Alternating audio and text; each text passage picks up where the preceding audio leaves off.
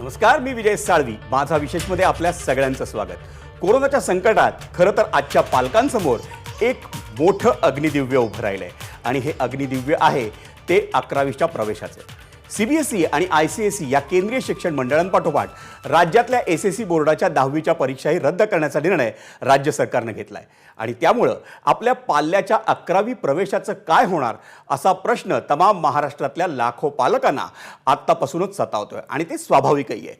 विद्यार्थ्यांच्या भावी करिअरचा निर्णय हा 12वीच्या टक्केवारीवर होत असला तरी विद्यार्थी कोणत्या शाखेकडे जाणार याबाबतचा निर्णय हा 10वीच्या टक्केवारीवर होत असतो. आणि कोरोनाच्या संकटात 10वीची परीक्षाच होणार नसल्यामुळं पालक वर्गापासून थेट राज्य सरकारपर्यंत सगळ्यांसमोर नवे प्रश्न उभे राहिलेत. हे प्रश्न कोणते आहेत आणि त्याची उत्तरं काय आहेत याविषयी आपण चर्चा करण्यासाठी आता आपल्यासोबत आहेत ते माझी सहकारी भारती सहस्रबुद्धे, बालमोहनचे ज्येष्ठ शिक्षक विलास परब, शिक्षणतज्ज्ञ आणि प्रथम या शैक्षणिक चळवळीचे प्रणेते माधव चव्हाण, तसंच पार्ले टिळक इंग्रजी माध्यम हायस्कूलच्या मुख्याध्यापक साधना सहस्रबुद्धे आणि औरंगाबादहून गुरुकुल शिक्षण संस्थेचे संचालक डॉक्टर सतीश तांबट हेही आपल्या समवेत आहेत. या सर्व मान्यवरांचं स्वागत. सुरुवातीला पाहूयात एक रिपोर्ट. CBSE आणि ICSE या केंद्रीय शिक्षण मंडळांपाठोपाठ राज्यातल्या SSC बोर्डाच्या 10वीच्या परीक्षाही रद्द करण्याचा निर्णय राज्य सरकारनं घेतलाय. कोरोनाच्या वाढत्या प्रादुर्भावात हा निर्णय कदाचित अपेक्षितही होता, पण या निर्णयामुळे राज्य सरकार आणि शिक्षण खात्यासमोर एक नवा पेच निर्माण झालाय. तो म्हणजे आता 11वीच्या प्रवेशांचं होणार काय. 10वीच्या परीक्षाच रद्द झाल्यामुळे राज्यभरातून ही परीक्षा देणारे साधारण 18 लाख विद्यार्थी उत्तीर्ण होतील. त्यात CBSE आणि ICSE बोर्डांचे विद्यार्थी मिळून राज्यात 20 लाख विद्यार्थ्यांची 11वी तंत्रशिक्षण पदविका आणि ITI प्रवेशांसाठी झुंबड उडेल. एवढ्या मोठ्या संख्येच्या या विद्यार्थ्यांचं मूल्यांकन कसं करायचं. CBSE, ICSE आणि आपलं SSC या तिन्ही बोर्डांमध्ये मुळात समन्वयच नाही. अशा परिस्थितीत तिन्ही बोर्डांमधल्या विद्यार्थ्यांचं समान पातळीवर मूल्यांकन होणार आहे का. तसं होणार नसेल तर CBSE आणि ICSEच्या विद्यार्थ्यांसाठी आपल्या SSC बोर्डाच्या विद्यार्थ्यांवर अन्याय होणार आहे का. कोरोनाच्या संकटात गावोगावीच्या मुलांच्या ऑनलाईन शिक्षणाचं योग्य नियोजन झालेलं नाही. अशा परिस्थितीत त्यांचं अंतर्गत मूल्यमापन कसं केलं जाणार आहे. या आणि 11वी प्रवेशाच्या दृष्टीनं उद्भवणाऱ्या अनेक प्रश्नांची उत्तरं आपण शोधणार आहोत आजच्या माझा विशेषमधून. 10वीच्या विद्यार्थ्यांच्या आणि किंबहुना त्यामुळेच जी उद्याची पिढी आहे, ज्यांच्या हातात या राज्याची आणि या देशाची सूत्र जाणार आहेत, त्या पिढीच्या भविष्याचा भवितव्याचा एक मोठा प्रश्न 10वीची परीक्षा रद्द झाल्यामुळे होणार आहे. आणि याच विषयावर जी चर्चा आहे त्याची सुरुवात करूया माझी सहकारी भारती सहस्रबुद्धेपासून. भारती, 10वीच्या परीक्षेला आपण शालांत परीक्षा म्हणतो, पण शालांत परीक्षेचं जिथे एंड आहे तिथून नव्याच सुरुवात होते. नवीन विषयाकडे विद्यार्थी वळत असतात आणि अशा वेळी जेव्हा 11वीच्या प्रवेशाचं एक अग्निदिव्य निर्माण होणार आहे, हे अग्निदिव्य किती दाहक असणार आहे. आता आपल्या रिपोर्टमध्येही सांगितलं किंवा तुम्ही सुरुवातीला म्हणाले त्याप्रमाणे सगळ्यात मोठे 2 प्रश्न आता प्रशासनाला सोडवायचे आहेत. कालही शिक्षण मंत्र्यांनी बैठका घेतल्या. त्यांना 2 मुद्द्यांवर आता जी अनिश्चितता आहे ती संपवायची आहे. एक म्हणजे या विद्यार्थ्यांचं मूल्यमापन होणार आहे का आणि होणार असलं ते कसं. कारण प्रश्न बघा कसे आहेत. CBSEनी परीक्षा रद्द केली आहे, ICSEनी परीक्षा रद्द केली आहे, SSCनी परीक्षा, तीनही बोर्डांनी परीक्षा रद्द केली आहे. मात्र या मुलांची गेल्या वर्षी कोरोनामुळे 9वीत सुद्धा परीक्षा झालेली नाही. बरं, शहरी भागात ऑनलाईन शिक्षण जरा सुरळीत पद्धतीने झालं असेल, पण ग्रामीण भागात तेही झालेलं नाही. दिवाळीच्या नंतर काही दिवसांसाठी ग्रामीण भागातल्या शाळा सुरू झाल्या होत्या, मात्र पुणे, मुंबई आणि खासकर मुंबई ठाणे या पट्ट्यात तर शाळा सुरूच झालेल्या नाही. त्यामुळे जी काही प्रिलिम झाली असेल 10वीची तीही ऑनलाईन झाली. त्यामुळे एक जो पेपर पूर्ण महाराष्ट्रभर दिला जातो आणि मग एकाच परीक्षेने मूल्यमापन होतं ते होणार नाही. त्यामुळे यांना जर मार्कशीट दिली जाणार आहे तर ती कशाच्या भरोशावर दिली जाणार आहे हा सगळ्यात महत्त्वाचा प्रश्न.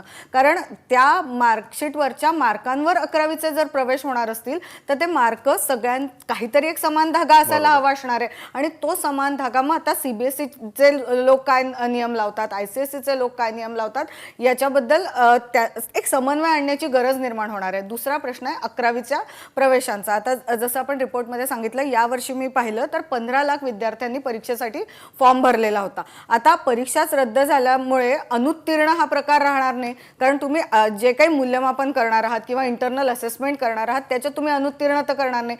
त्यामुळे 11वीच्या प्रवेशासाठी किंवा पॉलिटेक्निक डिप्लोमा किंवा ITI साठी हे सगळे 15 लाख एलिजिबल असणार आहे. बरं, आपल्याकडे सगळ्या मिळून जागा किती आहेत तर 8,10,000, म्हणजे त्यात ITI झालं, त्याच्यात पॉलिटेक्निक सगळ्या जागा झाल्या. मी महाराष्ट्राबद्दल सांगते. बरं, या 8,10,000 जागांमध्ये आपले म्हणजे SSC बोर्डाचे 15 लाख मुलं प्लस 50-60 हजार मुलं येणार ICSE आणि CBSEची. जेव्हा ICSEने त्यांची परीक्षा रद्द केली तेव्हा त्यांनी सांगितलंय शाळांना की तुम्ही आता 11वीचे ॲडमिशन्सही सुरू करा. मात्र आपल्याला माहिती आहे की जे नामवंत कॉलेजेस आहेत, म्हणजे आता मुंबईचा विचार केला तर प्रत्येक मुलाचं स्वप्न असतं की मला 93-94% मार्क मिळाले पाहिजे आणि मला रुईया कॉलेज, रुपारेल कॉलेज. मग पुण्यातल्या मुलांचं स्वप्न असतं मला फर्ग्युसनला ॲडमिशन पाहिजे. आणि कट ऑफ हा जो मुद्दा आहे त्याचं काय होणार, हा म्हणजे मला सतावणारा सगळ्यात मोठा प्रश्न आहे.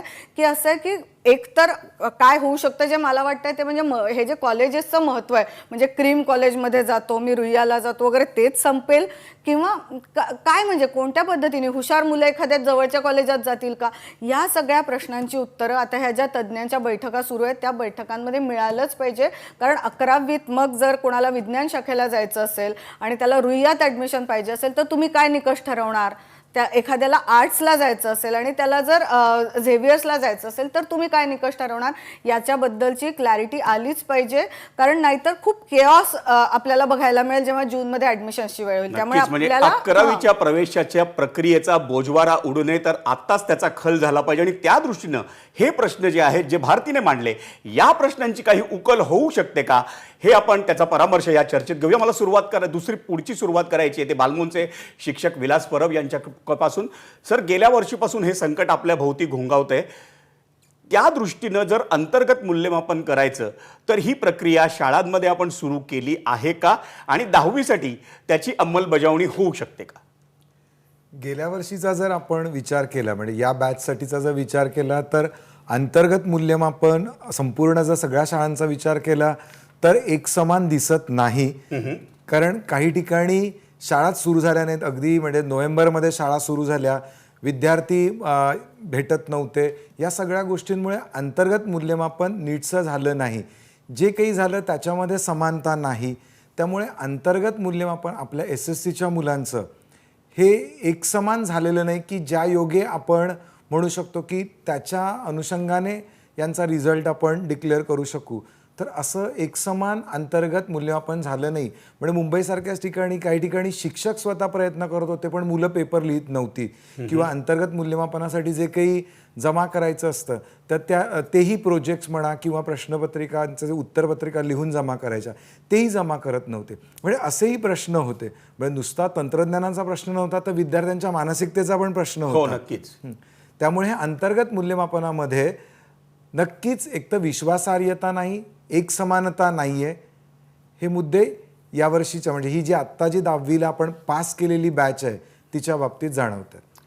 नीट झालेलं नाही आहे आणि त्याच्याशिवाय आणखी काही मुद्दे जाणवत आहेत, ते म्हणजे विश्वासार्हता. याचा उल्लेख विलास परबांनी केला. मला साधना मॅडमकडे जायचं. मुख्याध्यापक आहेत त्या पार्ले टिळकच्या. मॅडम, जर असा परिस्थिती आहे तर आत्ता ऐनवेळी जेव्हा तुम्हाला समजलंय 2 दिवसांपूर्वी की 10वीची परीक्षा रद्द, आणि याच्या पुढच्या काळात तुम्हाला अंतर्गत मूल्यमापन करता येऊ शकतं का, आणि जर करता आलं तर कशा पद्धतीनं होऊ शकतं? अंतर्गत मूल्यमापनाचं काय आहे की जसं परब सर आत्ता म्हणाले की मुलांनी शाळेत येऊन सबमिशन करायचं असतं किंवा त्यांच्या पालकांनी येऊन करायचं असतं, पण प्रत्येक मुलाच्या घरी वेगळी परिस्थिती आहे. ते क्वारंटीनमध्ये आहेत, त्यामुळे आमच्याकडे सुद्धा पूर्ण झालेलं नाही आहे आणि मला वाटतं कुठल्याच शाळांमध्ये पूर्ण झालेलं नाही आहे. थोड्याफार प्रमाणात झालेलं आहे. पण हे जर शक्य झालं, म्हणजे जरा लॉकडाऊन उठला किंवा केसेस कमी झाले तर कसं तरी म्हणजे काहीतरी उपाय काढून त्याच्यावर आपल्याला अंतर्गत मूल्यमापन हे मुलांकडनं घ्यायला हवं. कारण वर्षभर हे डेक्लरेशन किंवा मुलांना अनाउन्समेंट केलं जातं आहे ह्याच्याबद्दल. त्यामुळे मुलांचं बऱ्यापैकी तयार आहे, पण ते शाळेत येऊन सबमिट करू शकत नाही आहेत, हा प्रॉब्लेम आहे. पण अंतर्गत मूल्यमापन हे कुठल्या तरी पद्धतीने हे झालंच पाहिजे. शाळेत नाही तर बोर्डाने काहीतरी गुगल फॉर्मच्या थ्रू किंवा काहीतरी एक युनिफॉर्मिटी येण्यासाठी जर प्रिन्सिपलशी लिंक शेअर केले गुगल फॉर्म्सचे, तर हे एका प्लॅटफॉर्मवर मुलांचं अंतर्गत मूल्यमापन होऊ शकेल असं मला वाटतं.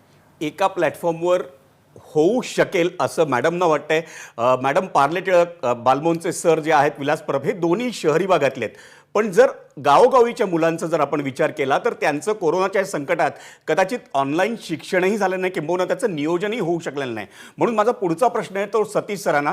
सतीश सर, या मुलांचं, जे गावोगावची मुलं आहेत, ज्यांच्याकडे नेटवर्कची समस्या आहे, ज्यांच्याकडे कोरोनाचा हाहाकार कदाचित मुंबई पुणे शहरापेक्षा कदाचित जास्तही जाणवला असेल, तर या मुलांच्या अंतर्गत मूल्यमापनाचा प्रश्न कसा काय सोडवता येईल? नाही, नक्कीच आपला प्रश्न आणि सध्याची जी परिस्थिती आहे, ही परिस्थिती जर का आपण बघितली तर खरंच बिकट समस्या आहे. पण शेवटी समस्या म्हटलं म्हणजे केवळ समस्येमध्ये न राहता आपल्याला त्यावरचा सोल्युशनचाही विचार करणं गरजेचा असतो. आपण जर का या प्रश्नाची थोडीशी उकल करण्याचा जर का प्रयत्न केला तर खऱ्या अर्थाने 2023 पासून 10वी बोर्डाची परीक्षा across all the boards he cancel होणार आहे. म्हणजे बोर्डाची परीक्षा जी आज आपल्याला खूप मोठं असं काही वाटतंय, ती 2023 पासून मूलभूतपणे सिस्टीममधनं कालबाह्य होणार आहे. ही आपली नॅशनल एज्युकेशन पॉलिसीचं डॉकेट सांगतंय, ज्याला केंद्र शासनाने त्याला परवानगी दिलेली आहे, ज्याला ऑलरेडी त्याचं बिल हे पारित झालेलं आहे. म्हणजे 2023 पासनं 10वीची परीक्षा होणारच नाही. या बोर्डाची जी काही परीक्षा असेल ती 12वीची असेल. मग आता हा सडनली निर्णय झाला, जो 2023 मध्ये होणार होता तो आज घेतला गेला. त्यामुळे थोडा संभ्रम निर्माण झाला, मान्य आहे. परंतु संभ्रमामधनंही आपल्याला जर का काहीतरी सोल्युशन जर काढण्याचा प्रयत्न केला तर मला असं वाटतं की सोल्युशन यामध्ये कुठल्या ना कुठल्या प्रकारे मिळू शकेल.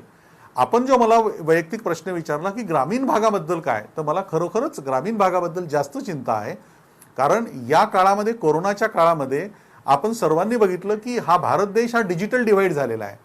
म्हणजे ग्रामीण भाग हा वेगळा शिक्षण क्षेत्रामध्ये आणि शहरी भाग हा खरंच वेगळा. शहरी भागामध्ये ज्या ठिकाणी वेगवेगळ्या ॲप्सच्या द्वारे आम्ही मुलांना शिकवू शकतो, लाईव्ह क्लासेस देऊ शकतो, या एक्झॅक्टली विरुद्ध दिसायला लागले की बाहेरच्या ठिकाणी तर कनेक्टिव्हिटीज अवेलेबल नाही आहे. मग या मुलांचं काय? या मुलांनी काय चूक केली आहे? ही मुलांची चूक नाही आहे, ही कदाचित व्यवस्थेची चूक असू शकेल की आज त्यांच्यापर्यंत इन्फ्रास्ट्रक्चरल डेव्हलपमेंट झालेली नाही आहे. पण या मुलांचंही नुकसान होऊ नये म्हणून यासाठी जर आपल्याला काही करायचं असेल तर मला जे एक सोल्युशन आजच्या घटकेला वाटतं 10वीच्या नंतर, ते म्हणजे, कारण प्रत्येक बोर्ड आपल्या मुलांचे जे काही पर्सेंटेज बाहेर काढणार आहे, हा पर्सेंटेजचा फुगवटा यावर्षी थोडा वेगळ्याच लेवलवर, हायर लेवलवर दिसायला लागेल. म्हणजे अगोदर 95%, 96% असे मार्क दिसायला लागत होते. आता मला वाटतं की 100%च्यावर मुलांना मार्क मिळतील की काय. कारण इंटरनल इव्हॅल्युएशन आहे, प्रत्येकावर ते प्रेशर असणार आहे की आपल्या मुलांना जास्त मार्क द्या. म्हणजे रिअलिस्टिक इव्हॅल्युएशन हे होणारच नाही. ते तसंही मागच्या काही वर्षांपासून होतच नाही आहे, आता ते अजिबातच होणार नाही. म्हणजे आपल्याला एका अल्टरनेटिव्ह सिस्टीमचा विचार करायला पाहिजे. मग ही अल्टरनेटिव्ह सिस्टीम काय असू शकते? तर अल्टरनेटिव्ह सिस्टीममध्ये सगळ्यात महत्त्वाची गोष्ट जी मला दिसते ती ही आहे की 11वीसाठी आज आर्ट्स, कॉमर्स आणि सायन्स तुरळक काही चांगली कॉलेजेस जर का आपण सोडली तर number of admissions available and number of students available aspiring for arts, commerce and science यामध्ये फारसा गॅप नाही आहे. Admissions available are more. Okay. मग चांगल्या कॉलेजेसमध्ये अडचण आहे, तिथे काय करायला पाहिजे? तर त्या ठिकाणी कदाचित आपल्याला एक ऑब्जेक्टिव्ह टाईपची परीक्षा ही नक्कीच आपल्याला काढावी लागेल. अदरवाईज हे differentiation on the basis of percentage होणं सध्या तरी कठीण आहे. अशाच पद्धतीने काही चांगल्या संस्था ज्या आपल्या भारतात, आपल्या महाराष्ट्रातली मुलं परराज्यामध्ये जातात, त्याही ठिकाणी सुद्धा अशाच पद्धतीची कुठली तरी एक 100 मार्काची किंवा 1, 2 किंवा 3 तासाची एक परीक्षा घेणं ही काळाची गरज आता दिसायला लागलेला आहे. परीक्षा घेणं ही काळाची गरज आहे आणि त्या परीक्षा घेताना आपल्याला तिन्ही बोर्डांचा समन्वय साधता येऊ शकतो का, हा माझा पुढचा प्रश्न माधव चव्हाण सरांना असणार आहे. पण त्याआधी घेऊयात एक ब्रेक. पाहत रहा एबीपी माझा.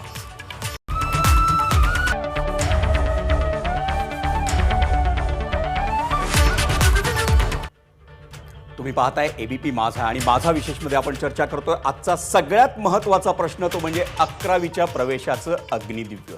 आणि या अग्निदिव्यासाठी परीक्षा एक पर्याय होऊ शकते, ही परीक्षा जर घ्यायची झाली तर ती कोणत्या पातळीवर घ्यायची, आणि जर ती पातळी तिन्ही बोर्डांची मिळून असेल तर ते होऊ शकतं का? कारण या तिन्ही बोर्डांमध्ये आजपर्यंत समन्वय नाही. मग ते CBSE असेल, ICSE असेल आणि आपलं SSE बोर्ड. याच मुद्द्यावर मला प्रश्न विचारायचा आहे तो शिक्षण तज्ज्ञ माधव चव्हाण यांना. माधव सर, कसं काय करता येईल ही परीक्षा जर घ्यायची झाली किंवा अंतर्गत मूल्यमापन जरी करायचं झालं तर या तीन बोर्डांचा समन्वय होऊ शकेल का, आणि समान पातळीवर तिन्हीकडच्या विद्यार्थ्यांचं अंतर्गत मूल्यमापन होऊ शकतं का?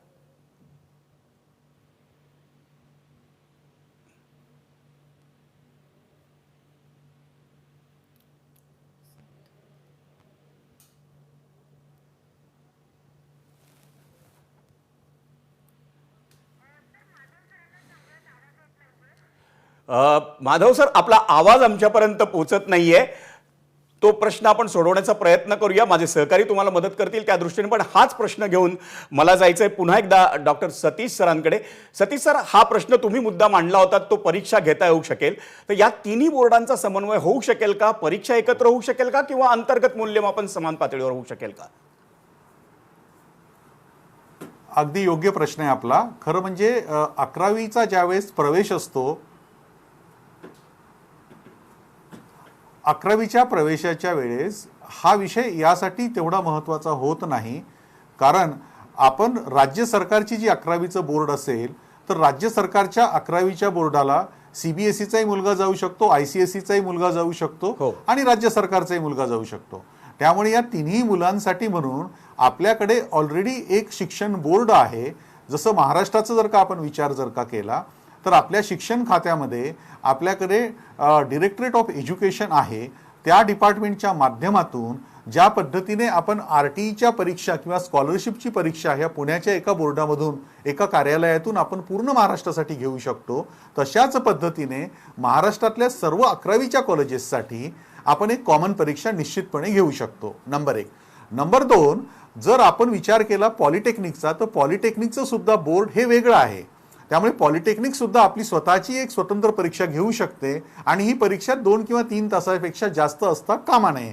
कारण ज्यावेळेस आपण 10वी आणि 10वीच्या परीक्षा कॅन्सल केलेल्या आहेत, त्या परीक्षा कॅन्सल करत असताना आपण 5-6 विषय जे असतात आणि त्यामुळे मुलांना दरवेळेस सारखं यावं लागेल, हा वेळ आपण वाचवलेला आहे.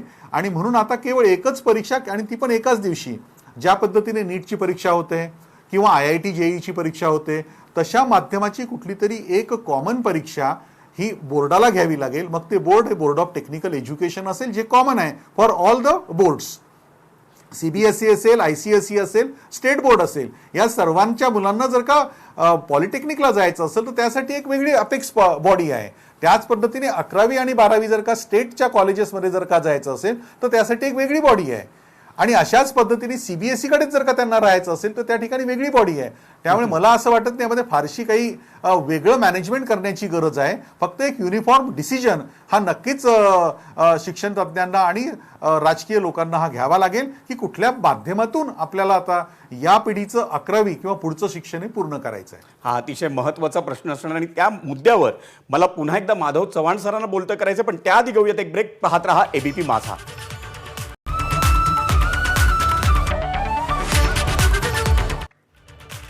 तुम्ही पाहताय ABP माझा आणि ABP माझाच्या माझा विशेषमध्ये आपण चर्चा करतोय 11वीच्या प्रवेशाचं अग्निदिव्य या विषयावर.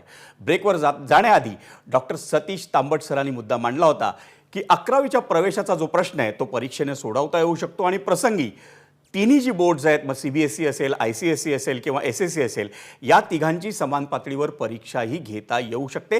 फक्त त्यासाठी गरज आहे ती एका सर्वसमावेशक निर्णयाची. याच मुद्द्यावर मला माधव चव्हाण सरांना प्रश्न करायचा आहे. सर, तुम्ही या मुद्द्याशी सहमत आहात का? या मुद्द्याला आणखीन पुढे घेऊ जाऊ इच्छिता? हा मुद्दा वेगळ्या तऱ्हेने पाहण्याची गरज आहे. आणि म्हणजे काय झालं आता की शिक्षण पद्धती कमी आणि परीक्षा पद्धती जास्त झाली. आणि शिकण्यापेक्षा तिची चाळण तयार करून 10वीच्या पुढे कोण जाणार, 11वीच्या पुढे कोण जाणार, ती प्रत्येक ठिकाणी चाळण लावली जाते. म्हणजे कठीण कठीण कठीण अभ्यासक्रम करायचा आणि जणू काही त्यात पुढे जाणारे विद्यार्थी तेवढे चांगले आणि खरे, हे चुकीचं आहे. आता जर न्यू एज्युकेशन पॉलिसी जर तुम्ही नॅशनल एज्युकेशन पॉलिसी बघितली तर त्याच्या सगळ्या गोष्टीचं विवरण केलेलं आहे. आणि असं करायचं नाहीये. 2023 मध्ये कळलं मला माहित नाही.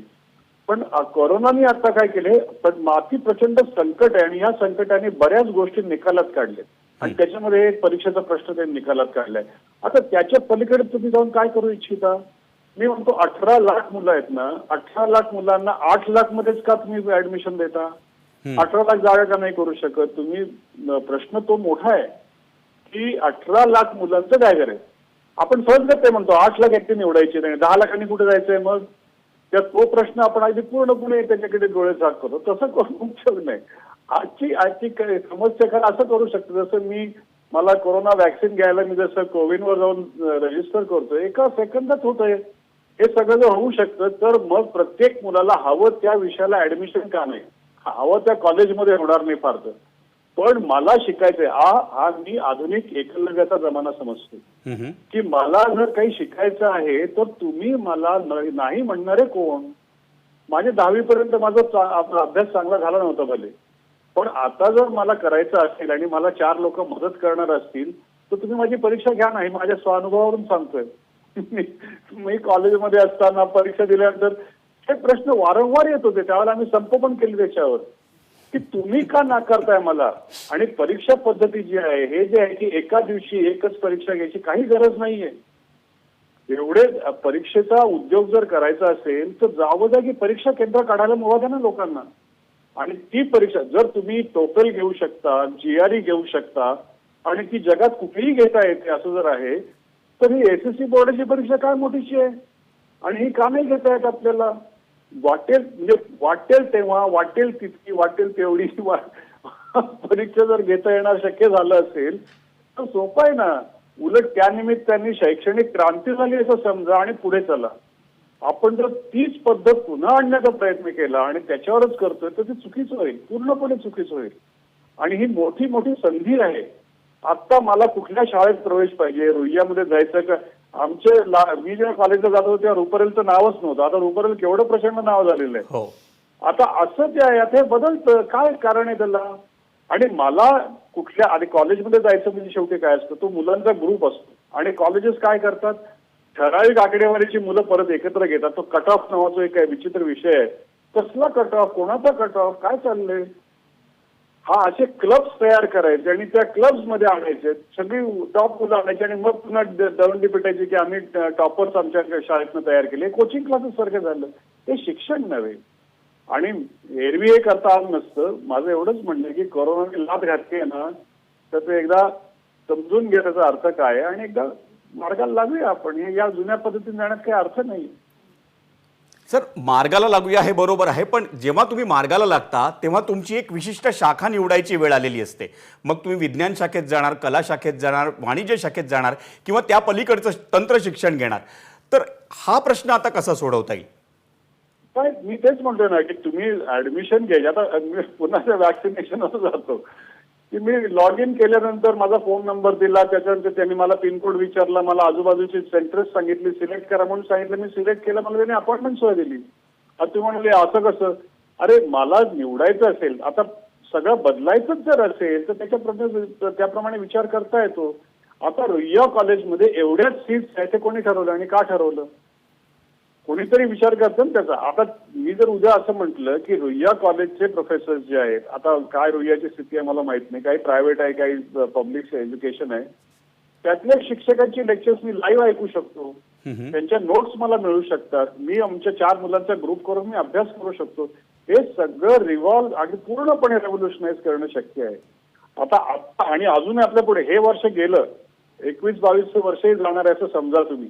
आणि त्या काळात जर हे तुम्ही करायला सुरुवात केली तर हे सहजगत्या होणं शक्य असं मला वाटतं. आता अडचणी येणार नाहीत का? अडचणी येतील. एकदा एक सिस्टम चालू असताना हे दुसरं कसं करायचं, मग प्रॅक्टिकल्स कशी करायची, हे सगळे प्रश्न आहेत. यातला कुठलाही प्रश्न न सोडवता येण्यासारखा नाहीये. आपली तयारी पाहिजे की हे प्रश्न सोडवायचे आहेत. आता हातपाय घालून बसलं की आता प्रश्न सुटणारच नाही. तर बरोबर, म्हणून मी म्हणतो की 18 लाख मुलांना चॉईस द्या आणि त्यांना बदलू देत ना. मला नाही जमलं सायन्स, मला कॉमर्सला जाऊ दे, कॉमर्स नको वाटलं मला, मी आर्ट्सला जाईल. काय होईल? थोडी धडपड ती मुलं. मला वयाच्या 34व्या वर्षापर्यंत आयुष्यात मला काय करायचं मला कळलेलं होतं. मला वाटतं थोडे सगळ्या ऍडल्ट्सनी विचार करावा की आपल्याला कळलं होतं का काय करायचंय हे. आणि प्रयोग करतात लोक, मुलं करतात. 1 वर्ष गेलं आपण म्हणतोय आता, 2 वर्ष गेली म्हणून. अहो जगामध्ये गेल्या 100 वर्षामध्ये केवढी मोठी संकट आली. 4-4, 5-5 वर्ष जागतिक युद्ध चाललेलं होतं. शाळा चालू होत्या. हे खरं. काय चाललंय? आपण जरा तुलना करूया ना की आपल्या समोर जे संकट आहे ते काय आहे आणि जगामध्ये काय काय झालंय. आपल्या देशामध्ये 18 ते 20, 1918 ते 20 महात्मा गांधी सुद्धा आजारी पडले होते त्या फ्लूने. आणि आणि त्यावेळेला काय झालं विचारतो का कुठे शाळांचं काय झालं? त्यावेळेला एवढ्या शाळा नव्हत्या म्हणा. पण एवढी संकट येऊन जातात आणि हेही दिवस जातील म्हणतात ना लोक. तसं म्हणजे 2 वर्षांनी आपण वळून पाहू तेव्हा काय म्हणू, अहो एवढं सगळं झालं आम्ही काही बदललं नाही बरं का. व्हॉट्सअपवर मेसेजेस पाठवून होत नाही महाराज. काहीतरी खरोखरी करायला सर पाहिजे. माझी सहकारी भारतीला तुम्हाला काही प्रश्न चव्हाण विचारायचे आहेत? सर, मला ऍक्च्युली खरं तर हाच मुद्दा मांडायचा होता की तुम्ही आता 11वीच्या प्रवेशांबद्दल बोलले. आत्ता तोच विषय आम्ही बोलत होतो की खरी मोठी दरी कशामुळे निर्माण झाली. ही जी मार्काधारित सिस्टीम आहे, म्हणजे जो 100 पैकी 99 मार्क मिळवतो तो हुशार आणि ज्याला थोडेसे कमी मार्क मिळतात तो बुद्धू. त्यामुळे कोरोनामुळे आपण म्हणूया की हे जे हुशार बुद्धूवाला प्रकार किंवा हा जो फरक आहे तो आज नष्ट झाला, कारण 10वीची परीक्षा रद्द झाल्यामुळे सगळे होणार आहेत ते पास होतील. पण तो जसा फरक आता नष्ट झाला तसा फरक पुढे नष्ट करता येईल. आणि ही जी ॲडमिशनसाठी चाललेली धडपड धावपळ आहे ती आपण कुठल्या तरी मार्गाने जर सोडवू शकलो तर तुम्हाला काय वाटतं की आत्ता या मुलांसाठी आपण काय करू शकतो? म्हणजे मग 11वीचे प्रवेश झाले किंवा पॉलिटेक्निकचे झाले, ITIचे झाले, तर एक छोटीशी परीक्षा त्याच्या बाजूनी तुम्ही आहात का की 3-4 एखाद्या एंट्रन्स, मग पॉलिटेक्निकवाल्यांनी त्यांची परीक्षा घ्यावी किंवा आणखीन कुठली, असं तुम्हाला वाटतं की आता त्या परीक्षेच्या पद्धतीत अडकूच नका. आता हे मला म्हणणं सोपं आहे कारण मी शाळा चालवत नाही, मी कॉलेज चालवत नाही, मी बाहेरून काहीतरी उपद्योग करत असतो म्हणून चालतंय. खरं तुम्ही ह्या सगळ्या नामावळीमध्ये IITचा का उल्लेख केला नाही, डिझाईन स्कूलचा का उल्लेख केला नाही, म्हणजे इलिट स्कूलचा तुम्ही उल्लेख करत नाही, तुम्ही फक्त खालच्या IIT वगैरे करतात. तसं नाही. आता हे कसं, ही संधी आहे, संधीचा वापर करून सगळ्या ज्यांचा तरुणांशी संबंध येतो म्हणजे अगदी नोकरी धंद्याला लावणाऱ्या लोकांचा प्रश्न येतो.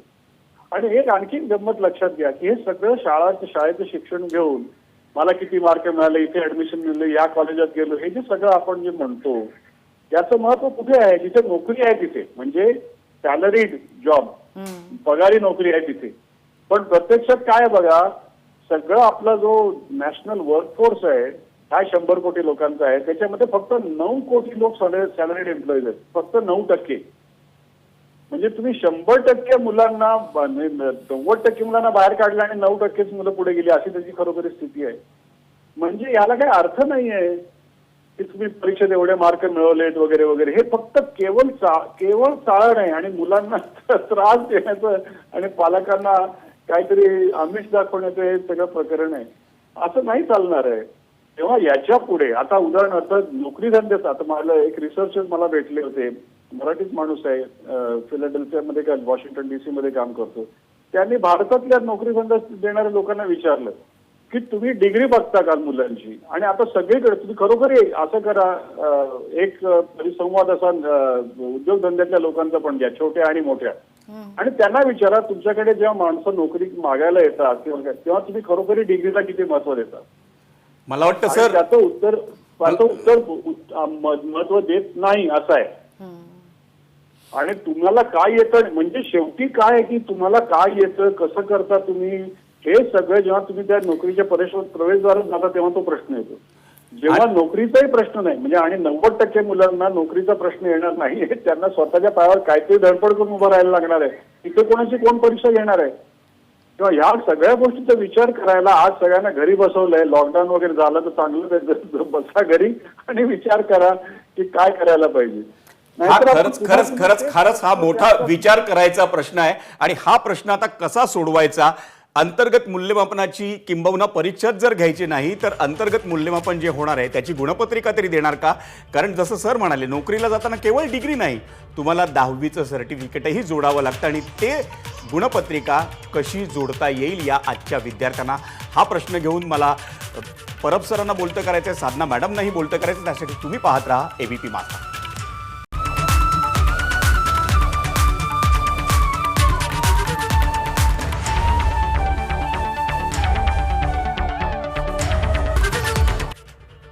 तुम्ही तुम्ही पाहताय एबीपी माझा आणि एबीपी माझाच्या माझा विशेषमध्ये आपण चर्चा करतो एका महत्त्वाच्या प्रश्नावर आणि तो प्रश्न म्हणजे 11वीच्या प्रवेशाचं अग्निदिव्य. ब्रेकवर जाण्याआधी माधव चव्हाण सरांनी आपले मुद्दे मांडले.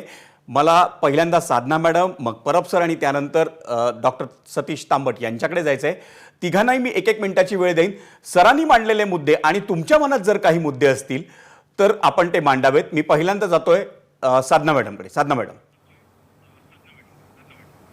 हां, पहिली गोष्ट म्हणजे बरोबर आहे चव्हाण सरांचं की फिल्टर असू नये ॲडमिशनच्या वेळेला, पण ही रियालिटी आहे की आत्ता फिल्टर आहे आणि तो लगेच काढता येणार नाही. ह्याच्यासाठी खूप विचार करून अभ्यासक्रम बदलायला लागेल. पण आत्ता काय करायचं हा प्रश्न आहे. तर मला वाटते प्रत्येक बोर्डाने, स्टेट बोर्ड, CBSE, ICSE ह्यांनी ठरवायला हवं स्वतःचं कसं इव्हॅल्युएशन मुलांचं करायचं.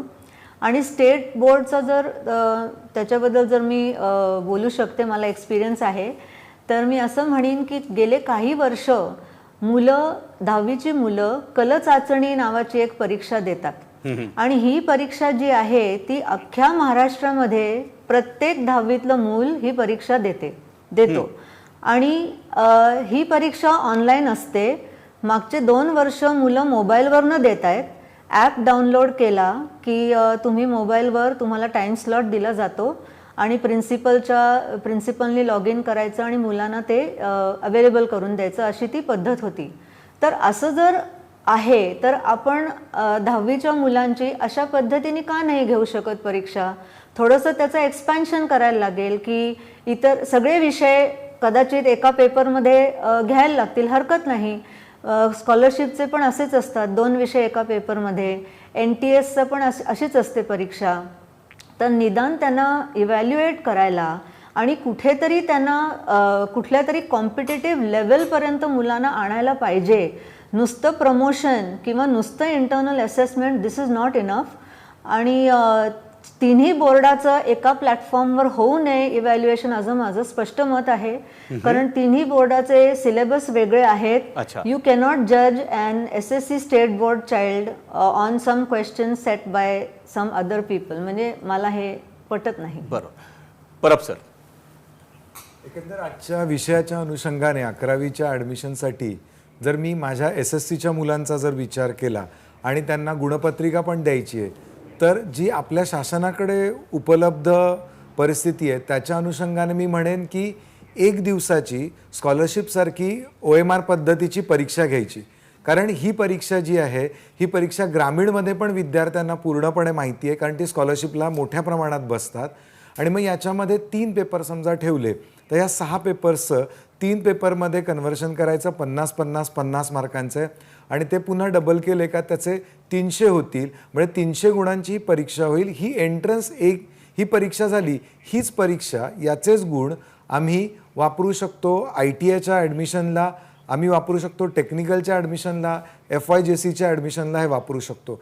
पण इथे फक्त आपल्या मुलांचं हित पण लक्षात घेणं गरजेचं आहे. कारण ICSE आणि CBSEची जी मुलं आहेत त्यांच्याकडे असलेल्या सुविधा आणि त्यांच्या सिलेबसची जी म्हणजे विस्तार आहे तो पाहता यांच्याबरोबर त्यांची तुलना होणे. त्यांना त्यांच्या कॉलेजेसमध्ये म्हणजेच ICSE CBSEचं स्वतःचं 12वी असतं, तर तिकडे ती त्यांची जातील याकडे पण आपण पुढाकार घेतला पाहिजे की जेणेकरून आपल्या मुलांना आपल्या कॉलेजेसमध्ये ॲडमिशन मिळेल. आणि मग अशा पद्धतीने जर आपण घेतलं तर मला वाटतं OMR पद्धत आपल्याकडे परिषदेच्या माध्यमातून सेट आहे. त्यामुळे एकतर इव्हॅल्युएशनला पण वेळ लागणार नाही, रिझल्ट वेळेत लागेल आणि पुढचं जे अकॅडमिक इयर आहे ते पण वेळेत सुरू होईल. म्हणजे हा गोंधळ संपवता येईल असं मला वाटतं. तांबट सर. मला असं वाटतंय चव्हाण सरांनी सांगितल्याप्रमाणे 18 ते 20 लाख मुलांचा कोणालाही आपण कुठल्याही शाखेच्या निवडीसाठी वंचित ठेवत नाही आहोत. त्या पाठीमागचं कारण असं आहे की आपल्याकडे 11वी आणि 12वीचे जो इंटेक कपॅसिटी आहे त्यापेक्षा कमीच मुलं असतात. त्यामुळे कुठलाही मुलगा हा शिक्षण प्रणालीमधून बाहेर फेकला जात नाही आहे. त्याला जे अपेक्षित आहे त्याला जर का वाटत असेल 11वी मला सायन्सला जायचं तो जाऊ शकतो. त्याच पद्धतीने कॉमर्स आणि आर्टलाही तो जाऊ शकतो. किंवा जर कोणाला ITIला जायचं असेल किंवा पॉलिटेक्निकला जायचं असेल तिथे सुद्धा सफिशियंट इंटेक कपॅसिटी आहे, कोणीही वंचित राहत नाही आहे. मुद्दा हा आहे की मला माझ्या आवडीची संस्था जर का मिळत नसेल तर मग काय. कारण प्रत्येकाचा जो कल असतो, मुंबईचा जर का विचार केला तर सेंट झेवियर्सला प्रत्येकाला जायचं आहे, पण तिथे लिमिटेड कॅपॅसिटी आहे. याचा अर्थ असा होत नाही की 11वीला कोणाला प्रवेश सायन्सला मिळत नाही किंवा आर्ट्सला मिळत नाही आहे. सेंट झेवियर्सच्या आर्ट्सला मिळण्यासाठी कदाचित कॉम्पिटिशन असणार आहे. म्हणून अशा सर्व संस्थांसाठी आपल्याला एक प्रवेश परीक्षा ठेवावी लागेल. आणि 10वीच्या मधनं कुठल्याही मुलाला नापास करणे, नापास हा शब्दच मुळात सीबीएसईने कालबाह्य केलेला आहे. सीबीएसईच्या मार्कशीटवर नापास हा शब्दच येत नाही. आणि या सगळ्या मुलांना आज सर्वच बोर्ड या प्रणालीला मान्यता दिलेली आहे की कुठल्याही मुलाला नापास करण्याचा अधिकार कुठल्याही बोर्डाला नाही आहे. कारण तो मुलगा कुठल्या ना कुठल्या क्षेत्रामध्ये असणारच आहे. मी त्याला नापास जर का म्हणत असेल तर मी त्याला 5 विषयाचं इव्हॅल्युएशन करून नापास म्हणत असेल, ते चुकीचं आहे. आयुष्य मूल्यांकन हे 5 विषयांमध्ये होऊ शकत नाही. त्यामुळे त्यांनी सांगितलेला पहिला मुद्दा हा असा असेल. आणि दुसरं जे पुढचं जे शिक्षण आहे, जे नॅशनल एज्युकेशन पॉलिसीने ऑलरेडी डिपिक्ट केलेलं आहे, त्यामध्ये ऑलरेडी आपण मल्टिपल एंट्री आणि मल्टिपल एक्झिटचे पॉईंट्स टाकलेले आहेत, ज्याद्वारे ज्या मुलाला जे शिकायचं असेल तो ते शिक्षण घेऊ शकतो. ही नवीन प्रणाली येत आहे. फक्त ही नवीन प्रणाली दुर्दैवाने कमी स्पॅन ऑफ टाइम स्पॅनमध्येच आपल्याला सडनली आपल्यावर आणल्या गेल्यामुळे आजचा सध्याचा संभ्रम आहे. परंतु हा संभ्रम सुद्धा दूर केला जाऊ शकतो जर केवळ याकडे एक सकारात्मक दृष्टिकोनातून आपण जर बघितलं तर. याकडे सकारात्मक दृष्टिकोनातून बघण्याची गरज आहे आणि कदाचित गुणपत्रिका देखील विद्यार्थ्यांना परीक्षेच्या माध्यमातून नंतर त्यांचे जे मार्क्स आहेत त्यानंतर देण्याची गरज आहे. या मान्यवरांनी या चर्चेसाठी वेळ दिला त्याबद्दल त्यांचे आभार. या एबीपी माझाचा माझा विशेषमध्ये मी इथेच थांबतो. पाहत रहा एबीपी माझा. एबीपी माझा, उघडा डोळे बघा नीट.